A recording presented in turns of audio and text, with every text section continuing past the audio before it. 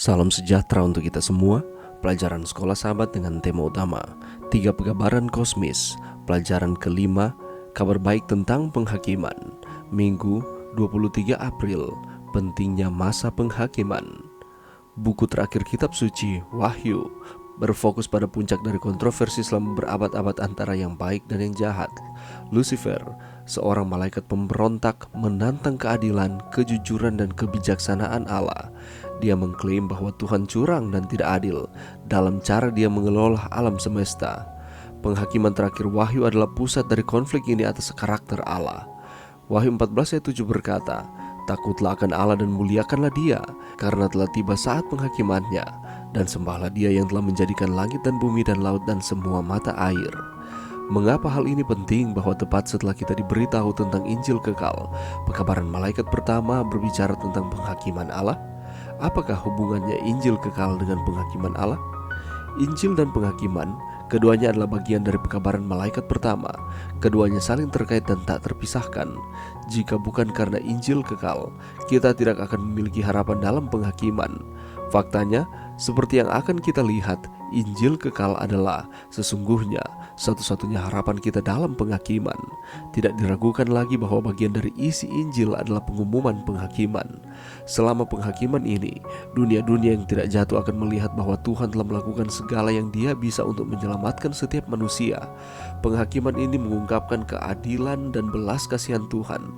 Itu mengatakan sesuatu tentang kasih dan hukumnya. Itu berbicara tentang kasih karunia-Nya untuk menyelamatkan dan kuasanya untuk membebaskan. Penghakiman adalah bagian dari solusi utama Allah untuk masalah dosa. Dalam pertentangan besar antara yang baik dan yang jahat di alam semesta, Tuhan menjawab tuduhan iblis di kayu salib.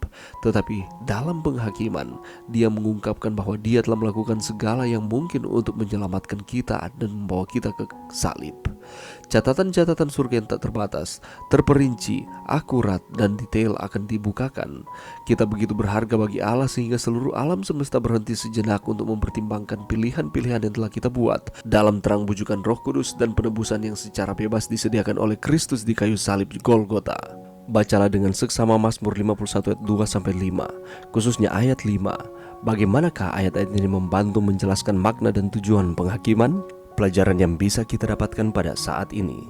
Pada pekabaran yang pertama, pemikiran tentang takut akan Allah dan memuliakan Dia berhubungan dengan penghakiman di dalam Wahyu 14 ayat 7.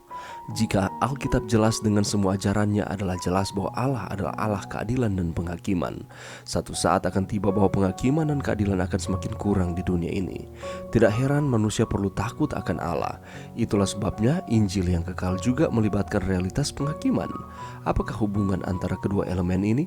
Jika Injil berarti kabar baik, itu artinya walaupun kita semua orang berdosa dan telah melanggar hukum Allah, bila mana hari penghakiman datang, seperti pencuri disalib, kita tidak akan menghadapi siksaan dan hukuman yang pantas kita dapatkan oleh karena dosa dan pelanggaran hukum. Allah yang mengetahui jumlah rambut di kepala kita akan menghakimi dunia ini. Itulah sebabnya tepat Injil yang kekal adalah kabar baik. Penghakiman datang, tetapi tidak ada penghukuman bagi pengikut Yesus yang setia. Mereka yang dibasuh, disucikan dan dibenarkan dalam nama Tuhan Yesus. Oleh karena Yesus adalah kebenaran mereka, dan kebenarannya adalah apa yang membuat mereka melewati penghakiman itu. Jadi Injil dan penghakiman keduanya adalah bagian dari pekabaran malaikat pertama. Keduanya saling terkait dan tak terpisahkan. Karena jika bukan karena Injil kekal, kita tidak akan memiliki harapan dalam penghakiman. Selama penghakiman ini, dunia-dunia yang tidak jatuh akan melihat bahwa Tuhan telah melakukan segala yang Dia bisa untuk menyelamatkan setiap manusia. Penghakiman ini mengungkapkan keadilan dan belas kasihan Tuhan. Itu menyatakan tentang kasih dan hukumnya. Penghakiman berbicara tentang kasih karunia Tuhan untuk menyelamatkan dan kuasanya untuk membebaskan. Dan ini merupakan inisiatif Tuhan kepada manusia. Jadi penghakiman adalah bagian dari solusi utama Allah untuk masalah dosa. Dan ini merupakan kabar baik bagi mereka yang setia kepada Tuhan. Karena dalam pertentangan besar antara yang baik dan yang jahat di alam semesta, Tuhan menjawab tuduhan-tuduhan iblis di kayu salib. Tetapi dalam penghakiman, Dia mengungkapkan bahwa Dia telah melakukan segala yang mungkin untuk menyelamatkan kita dan membawa kita ke salib. Allah baik di dalam kehidupan kita. Itulah sebabnya penghakiman sekali lagi ini merupakan kabar baik bagi umat-umat Tuhan yang setia kepadanya, karena Yesuslah yang akan menjadi pembela kita. Mengapa harus ada penghakiman? Apakah pentingnya penghakiman tersebut?